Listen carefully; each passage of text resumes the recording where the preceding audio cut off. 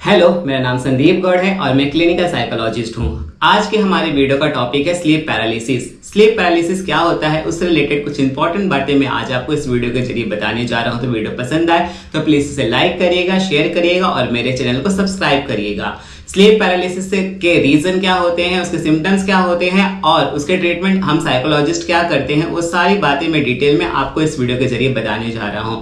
तो सबसे पहले समझते हैं कि स्लीप पैरालिसिस होता क्या है।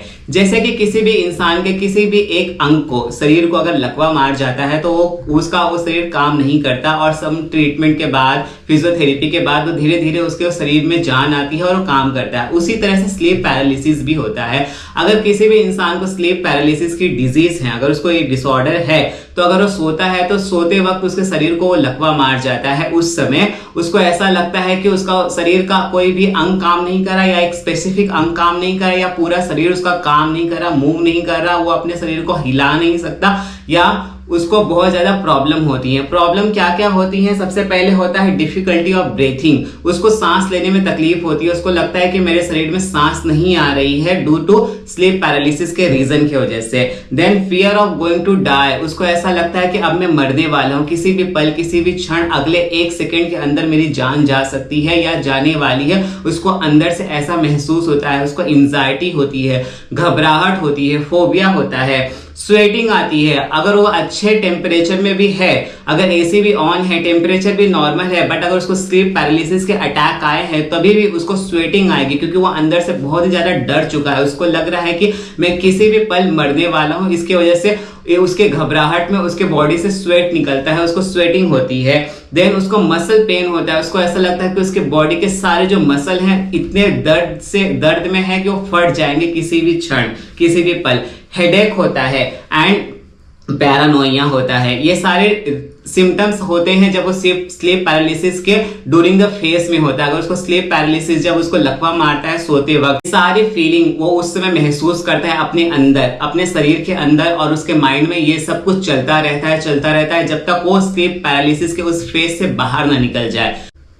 इसके रीजन क्या होते हैं? इसके कुछ स्पेसिफिक रीजन भी होते हैं। स्लीप पैरालिसिस ऐसे सडनली किसी को भी नहीं हो जाता कि अगर हम हैं तो हमको स्लीप पैरालिसिस होगा या डिसीज होगा। नहीं, इसके पीछे कुछ इंपॉर्टेंट रीजन भी होते हैं स्लीप पैरालिसिस डिजीज होने के।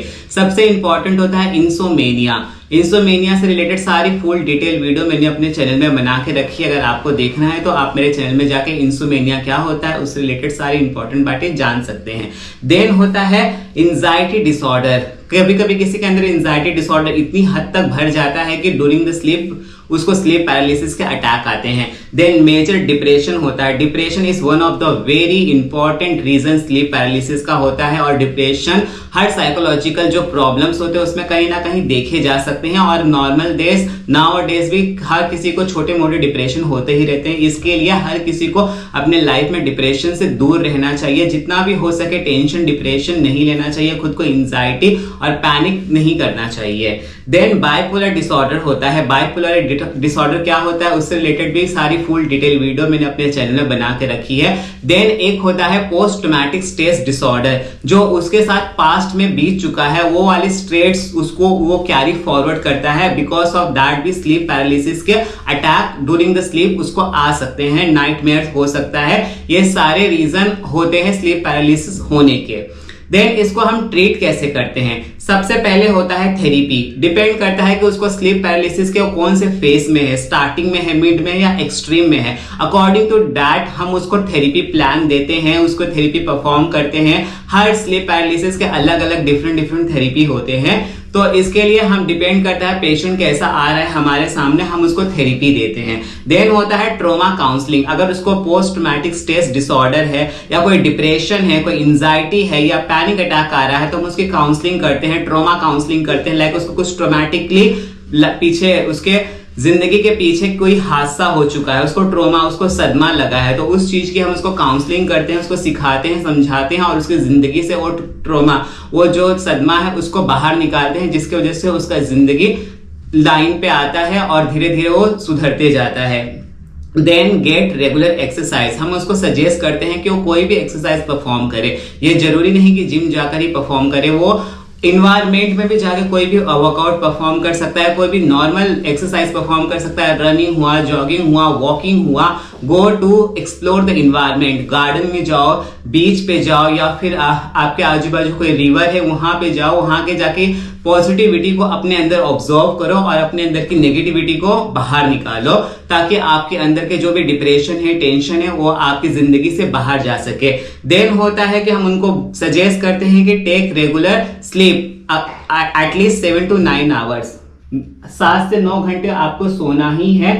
और आप उसी समय सोना, मतलब आपको अगर आपने एक समय डिसाइड किया कि लाइक अब मैं आज रात को 8 बजे से सोऊंगा, 8 से सुबह 7 बजे तक, तो आपको एवरी डे वही रूटीन फॉलो करना है। ये नहीं कि अगर आप आज रात को 8 बजे सोए, फिर कल आप 10 बजे सोओगे, फिर परसों 12 बजे और उसके बाद आप 1 बजे 2 बजे, तो ऐसा नहीं होता। क्योंकि ड्यूरिंग दैट ये सारे जो ब्रेक हम करते हैं अपने स्लीप की वजह से, अपने टाइम को अपना नेगोशिएट करते हैं, आगे पीछे ऊपर नीचे करते हैं, तो उसके वजह से भी हमको स्लीप आने में डिफिकल्टी होती है। इसके लिए आपको हमेशा एक अपने लाइफ में एक रूटीन फॉलो करना चाहिए। एक आध दिन लेट हो गया तो चलता है, बट आपको ये रूटीन फॉलो करना चाहिए कि अगर आप रोज 10 बजे सोते हैं तो एटलीस्ट आपको 10 से 11 बजे के बीच में एवरीडे सो जाना चाहिए, और सेम डे अर्ली मॉर्निंग जब आप उठते हैं तो उसी समय आपको उठना चाहिए। ये रूटीन आपको हर एक इंसान को फॉलो करना चाहिए अपनी लाइफ में ड्यूरिंग द स्लीप, बिकॉज जो स्लीप होता है हमको चार्ज करता है, हमको रिलैक्स करता है, हमारी बॉडी को हर टेंशन से बाहर निकालता है। तो स्लीप जो होता है वो इंसान के लिए सबसे इंपॉर्टेंट थिंग होता है।